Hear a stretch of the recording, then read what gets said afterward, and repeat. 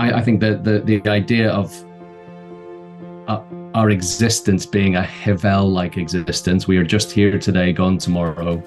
The genius of Ecclesiastes is that is not a crushing, negative message. If you see yourself like that, as we are, and you see yourself like that before the end comes, before it's too late, knowing who you really are can be incredibly liberating.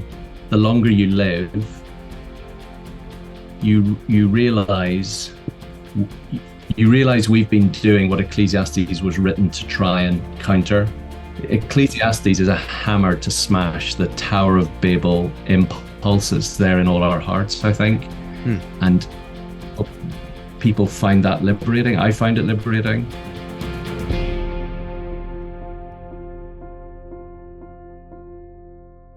Welcome to the Afterword, a conversation on books, reading in the church, a podcast from Westminster Bookstore, and I'm your host, Jonny Gibson.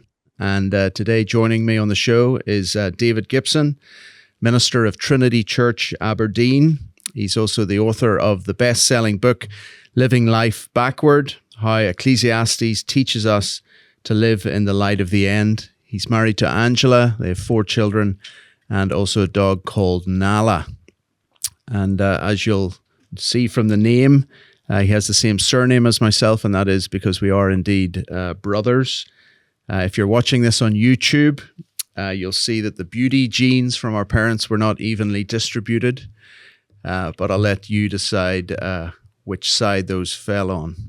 It's fairly clear from where I'm sitting where they fell, but perhaps others will have a different opinion on that. So, David, good to have you on the show today. Thank you, Jonny. It's nice to be here. It's a chance nice to see you're still wearing the same clothes you've been wearing since you were 10. So it's nice that you're still carrying on doing the same stuff. Exactly. Haven't grown much since then either. Yeah. Now, obviously, I know who you are, but for those who know you from this book, Ecclesiastes, they might know of you as an author, but not know much about you as a person. So tell us a wee bit about yourself, because you're actually an American citizen. I live here as a foreigner. I need to have a visa to be here, but you can come and go as you please. Yeah, that's right. I belong. You're just an imposter. I was born in Tennessee. So 18 months before you came along, I came along in Tennessee. Our parents were training with MAF, Mission Aviation Fellowship. They were getting ready to head overseas, and I arrived, and that means ever since I've been able to come in and out of the great United States of America with ease. I've got a US passport and also a British citizen, but I can come and go in the United States. Like you then, after being born there, we were brought up in Tanzania in East Africa, and then we all moved back to Belfast. I lived in Belfast for 10 years before I went off to Africa again, and then university in England. I married an English girl, and it's all gone downhill since there, basically. The exile from the homeland is complete, isn't it? Yeah. So I married Angela, and we ended up in Scotland. We moved to Scotland in 2004 for me to do a PhD, and I told her, let's move to Scotland. It'll only be 3 years, and then we'll move back to London where her parents were, and that was 2004. So what's that? 18 odd years ago, nearly. So yeah. And she's not bitter with you at all. Yeah.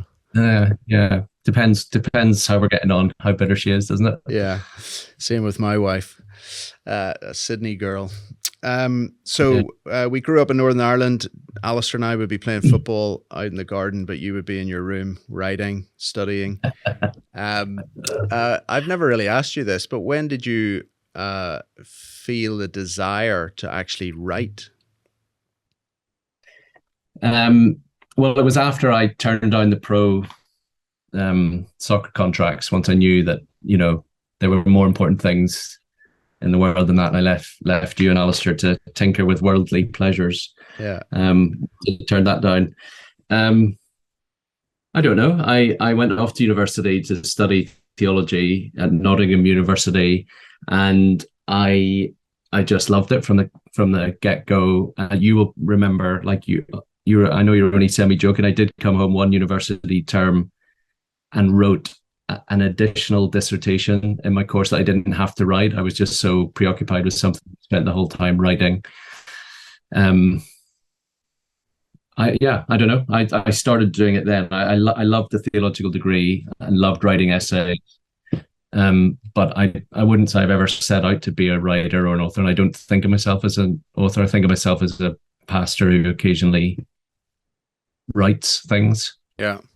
The first bit of writing I remember you wrote was a beautiful bit of poetry after your year in Africa called The Lights of Abidjan, about how the lights of Abidjan were going to call you back. And I don't think you've ever been back to Abidjan after your gap year there. I think your first published bit of writing was in Themelios. Would that be right? I think so. Yeah, that's right. Yeah, I wrote an article on John 6, the Lord Jesus' words about eating his flesh and drinking his blood. I did an essay on that in my undergrad, and yeah, that's right. So you studied at Nottingham, then you worked for UCCF, or RTSF as it was called, Religious Theological Fellowship of Students, with Daniel Strange, who the bookstore is familiar with some of his books. And then you did a master's at King's College, London, with Colin Gunton. And then Colin Gunton had just died before I went there. Okay. So I was going there to study with him. I had my place and everything, but then he sadly, tragically died that year. Okay. So when I went to King's London, the department was kind of in a bit of disarray. I did an MA in systematic theology with one New Testament module built into it. Okay. And then you went from there to Aberdeen to study under Francis Watson for your PhD. You looked at Bart, and it was really during that time that you sort of entered the publishing world, first in the area of academia. You edited a multi-authored volume on Bart, and then wrote your own thesis, Reading the Decree, both absolutely riveting books.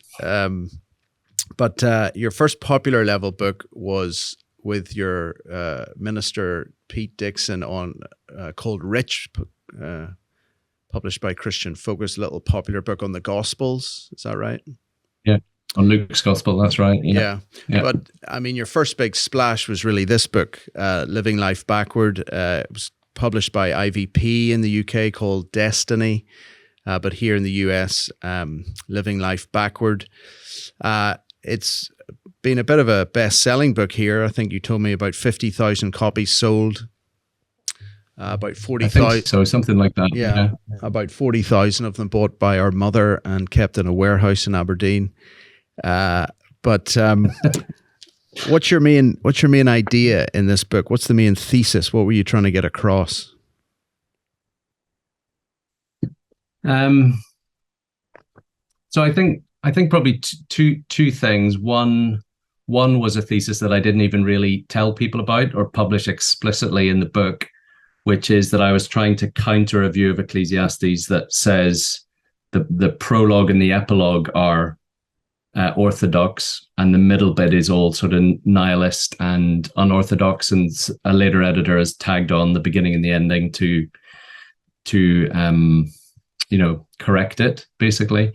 I have written a little bit about that in an article that's on the Desiring God website. I wrote an article called "Is All Really Vanity?" It's kind of it's not an academic article, but it's an overview of how I think the whole book works. I kind of had, I think that's wrong. I think that's a wrong approach to Ecclesiastes. I think it's a unified, whatever way it might have been put together, it comes down to us as a unified book. It has a definite prologue, has a definite epilogue, but I think the book is consistent in its message in all its parts from beginning to end. So I wanted to try and tackle that. I didn't talk about that thesis in the book, but it's what I was aiming to take apart. And then much more positively, I think the message of the book is a positive, life-affirming message, which is that when you understand yourself as morning mist, as a vapor, as a passing shadow, I think that's the key to the book, is understanding Havel, I don't know why I'm telling you this. You're the Hebrew man. You're going to correct me and all of this. What you'll tell me I'm not pronouncing it right, or there's 6 different nuances, whatever. I think that the idea of our existence being a Hevel-like existence, we are just here today, gone tomorrow. The genius of Ecclesiastes is that is not a crushing negative message. If you see yourself like that, as we are, and you see yourself like that before the end comes, before it's too late, knowing who you really are can be incredibly liberating and life-giving. And I think that's the message of the book, that if you know you're only here for a short time and you're going to die, make sure you live life and enjoy it. Enjoy life as God's child, in relationship to Christ, in his kingdom, loving the world and all its good gifts, because you might be dead tomorrow.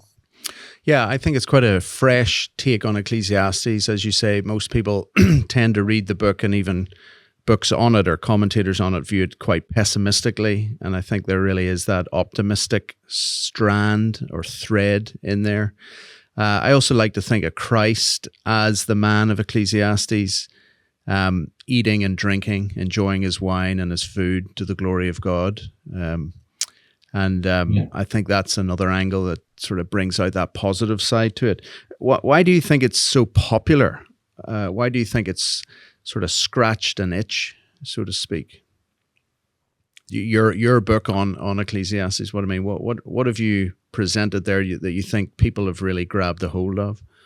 I think what it is that preacher. There's two things. Preachers live, don't we, in Romans, Ecclesiastes, Romans, Ephesians, the Gospels. Some of us live in Lamentations. We love big commentaries in Lamentations. But the people in our pews, in our churches, they live in the real Ecclesiastes world. So they live in a world where they're knocked sideways by illness, death, disaster. They live in the world of sex and work and food and relationships.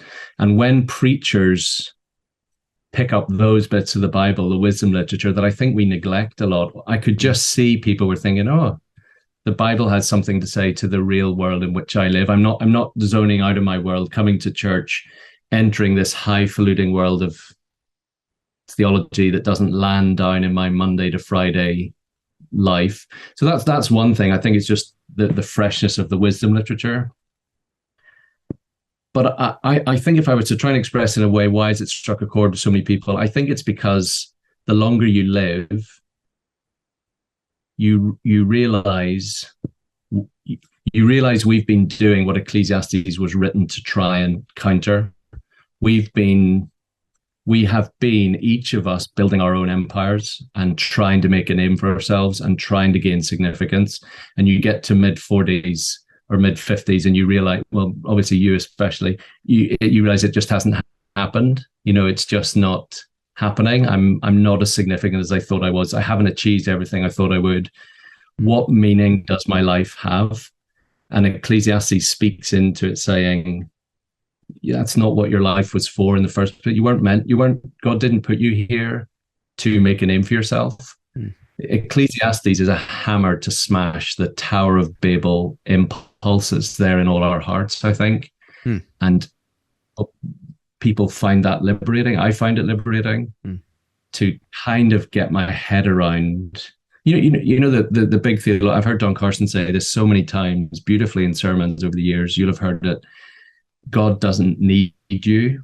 And I think Ecclesiastes is that's the message of Ecclesiastes in a slightly different accent. God doesn't need you. The world doesn't need you. Once you die, the world will carry on spinning and it'll all be okay. The world will do just fine without you. Yeah. And you're kind of like, no, but hang on, I really matter. And I think Ecclesiastes says, yes, you do really matter. And what you do really matters. There is judgment to come, but you don't matter in the way you thought you do. You don't matter because you're a big smoke and you're a big cheese. You matter because God's given you these good things to enjoy. So I think, yeah, does that make sense? Does that help? Yeah, I think no, it does. People people find it helpful to see themselves in true perspective. Yeah, no, that's very helpful. And as a result of this book, you've actually had some quite interesting contacts. Some folk in the States contacted you. Do you want to tell us a wee bit of what's developed there, especially in relation to your church? Yeah, so I've had, again, like I said, it's just been amazing. I mean, the number of people from around the world who've written to say how much they've been helped by the book has just been amazing. There's nothing better, is there? You know that when you're preaching or writing, that somebody takes the time to actually articulate what difference it's made to their lives. So I've had a couple of instances like that. A family in America who liked it so much they brought me over to speak to their whole family about it. A couple of people in the family were so impressed with the message of it that they thought, I want everybody to hear this. So I ended up in a room with about 50 people of just their family. But while I was there doing that, I had an email again out of the blue from somebody saying, I've read this book. I like it so much. I've given away nearly 100 copies.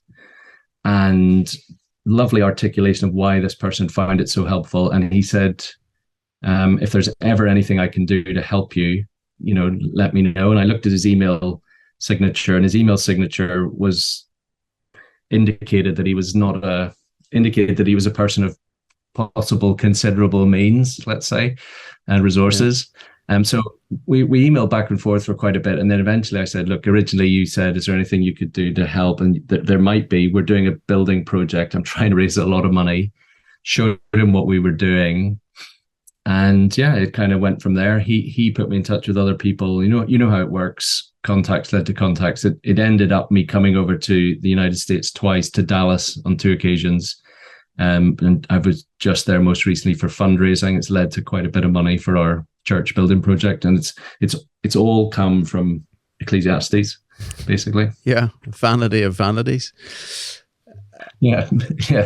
That's great. And just very briefly, tell us, what is your church project and what's the need that you have at the moment that you're trying to meet? Yeah, so our church family, we left the national church, the Church of Scotland, in 2011, and after we'd left, we were renting premises in a hotel ballroom, and we started fundraising for a permanent home. We knew we'd have to have permanent building one day. Basically, the biggest church building in Aberdeen in the city centre came up for sale. We'd managed to save enough money to buy it, which is one thing. But this building, built in 1904, hasn't been well loved for decades. So you can imagine a building that old. And we need probably about £2 million to renovate the whole thing from top to bottom. So we're fundraising and saving as much as we can to get the funds together to do that. Yeah, it's great. I've been in the building. It's a magnificent building. Holds about 1,000 people, with a balcony and lovely raised pulpit, which is great. As Presbyterian ministers, we love a raised pulpit. So we are certainly praying the Lord provides for you for that. And now, speaking about money is something that can make a church be a very effective witness for the Lord in a city, and yet money can also be the thing that rips us apart as a church. And you've written another book, partly connected to the theme of money, but more broadly as well, called Radically Whole, Gospel Healing for the Divided Heart. This book is on the book of James. So your other one was on Ecclesiastes. This is on James. What is it that you're trying to communicate in this book? And do you think James is sort of like the New Testament equivalent of Ecclesiastes? Yeah, I think that's definitely the case, isn't it? In the Ecclesiastes book, somewhere I say something like that the preacher of Ecclesiastes has a twin brother in the New Testament called James, and maybe that's why I ended up turning those sermons into a book as well. There's something about the wisdom type literature book that connects with me somehow, I think. James has, doesn't he, in chapter 4, almost explicitly Ecclesiastes language. What is your life? For you are a mist that appears for a little time and then vanishes. It's the same kind of idea of, if you think you're going to be here forever, that's human pride elevating itself far too high. You don't even know what's going to happen tomorrow. So there's definite wisdom literature, explicit motifs like the mist, but I think there's also wisdom literature style in the way the book is put together. It's not immediately logical in the way that Paul's epistles are. I think preachers often get lost in that. We can't quite work out how to put all these lovely sound bites together into a coherent whole. And so my book the sermon series was kind of an attempt to try and say there is an overall essence and an overall message to the book. Yeah, I think sound bites is a nice way of talking about it. Whereas Romans and Peter's epistles and even John, there's this sort of clear logical argument from beginning to end, clear sections, whereas James seems to sort of give you a soundbite on some topic and then jump to the next one. You've got 9 chapters in this book, and each chapter title is a single word, I think trying to convey the idea of wholeness, perfection, doing, love, seeing, words, wisdom, presumption, wealth, and suffering.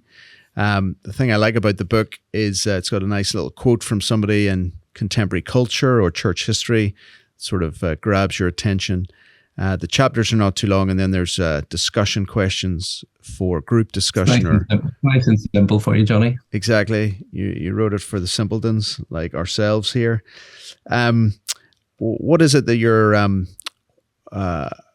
what was one of the chapters in the book that really sort of grabbed your attention as you were preaching through this for your church family?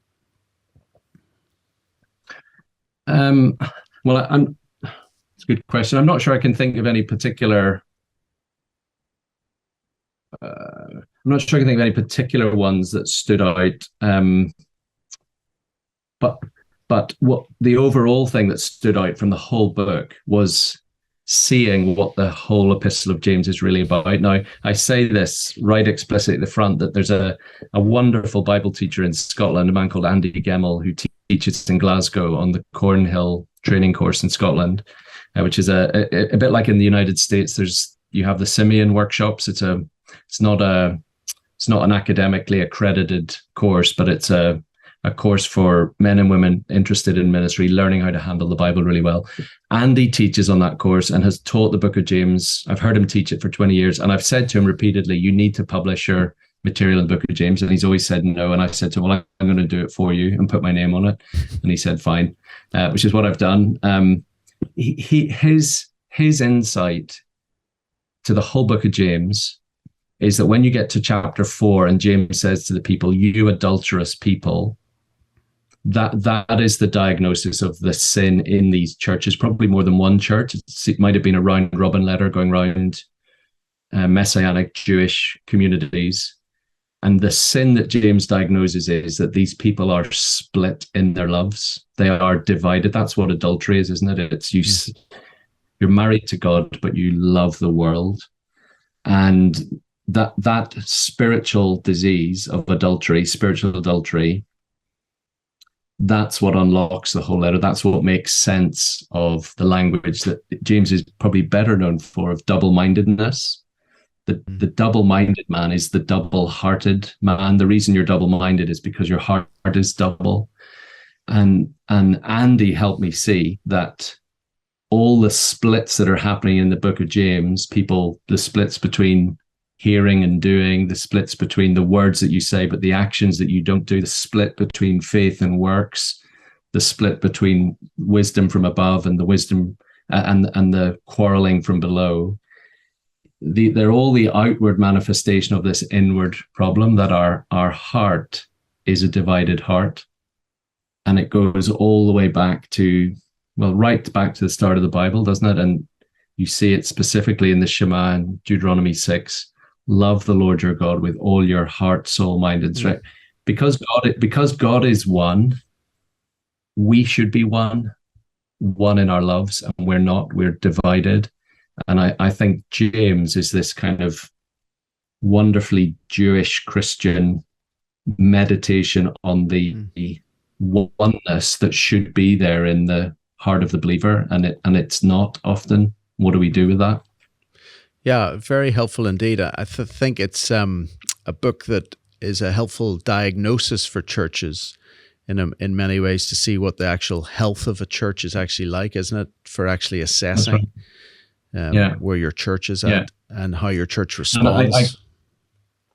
I quote Andy specifically in this in the book, where we say we love God, and James says, "But I've been watching you at church, and I know you say you love God, but I've watched what you've done to the poor person, and I've watched what you've done to that person who you've fallen out with, and I've watched what you've done with your money.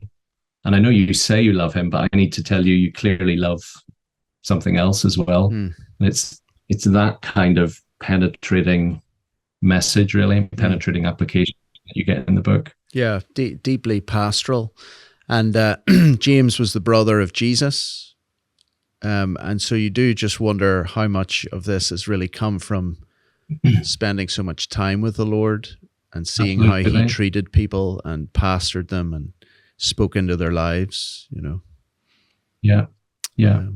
He calls the Lord of glory, doesn't he? At the start of chapter 2. It's the only explicit, or one of the only explicit references. I think there's another Christological reference probably in chapter 5. The coming of the Lord is at hand, but he explicitly calls Jesus the Lord of glory in chapter 2. And again, I think it's just a staggeringly beautiful but really quite biting way of talking about him, because he calls Jesus the Lord of glory straight after he's talked about at the end of chapter 1, religion that is pure and undefiled before God is to visit orphans and widows in their affliction. And then he calls Jesus the Lord of glory. The Lord of glory loves orphans and widows, loves people who are in their affliction. And what do we think glory is about? We think glory is about chapter 2, the rich man wearing a gold ring and fine clothing. He comes in and we seat him. We give him the best seat. But the Lord Jesus never did that, did he? He didn't discard the poor and the afflicted. He went after them.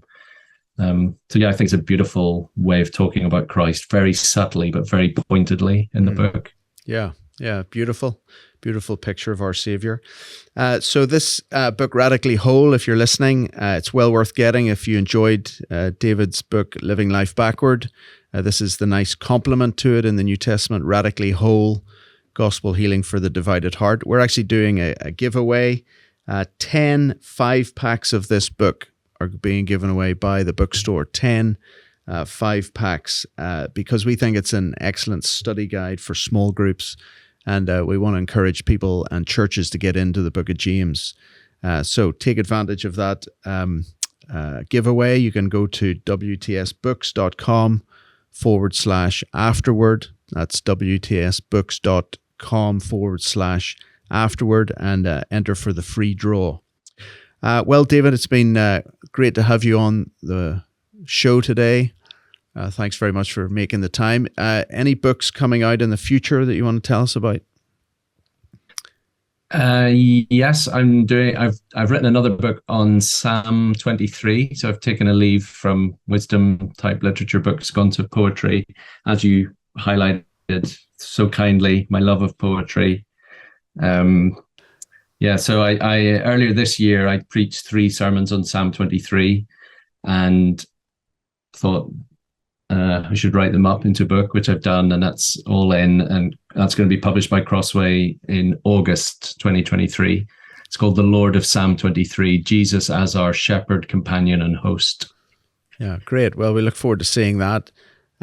Sinclair Ferguson, I think, said to you one time that he'd sort of lost all love for Psalm 23 because he'd taken so many funerals. And it is a psalm that's so common to us, and yet I think it's often a psalm that actually there's so much of it we've never actually thought about. I learned that Psalm 23 never used to be used at funerals until after the American Civil War. And the American Civil War soon after that coincided with a lot of Enlightenment pressures that led to secularism and so on, that meant that all of a sudden Psalm 23 was viewed in an entirely sentimental way. But prior to the American Civil War, Psalm 23 was not viewed sentimentally. There's a tremendous richness to the picture of God in the Psalm. And what I try and do in the book is say that it is a staggering thing that the Lord should be our shepherd. It's so common, isn't it, that we think the Lord is my shepherd, and we focus on shepherd and all the imagery that comes in the Psalm. I think the Psalm is, you have no idea what it means to say that the Lord is your shepherd. So yeah, anyway, there you go. I love that just at the very end, you're getting a dig in there at Americans for basically ruining Psalm 23. Yeah, exactly. Yeah, but you're an American citizen, so you can get away with saying that. Good. David, it's been great to have you on the show. And please tell Mum I love her, and tell her to get those books out of that warehouse, because I've got a book coming out next year, and we need to create some space for her to buy tens of thousands of them. I'll do that. Okay. Good. Okay. Thanks very much for joining us, and God bless for you and your church and your ministry. Oh, if someone wants to help with your church or read more about the need, how would they find out about that? Probably the best thing is to go to just our church website, trinityaberdeen.org.uk is the website address, trinityaberdeen.org.uk. Look us up on Google. We've made a short film about the building project. I say short, 11 minutes, shorter than cinema films. Yeah. And it's on the church website. It's there. You can watch it and learn about what we're doing. Okay, that's great. Thanks very much, and every blessing. Thank you. Bye-bye.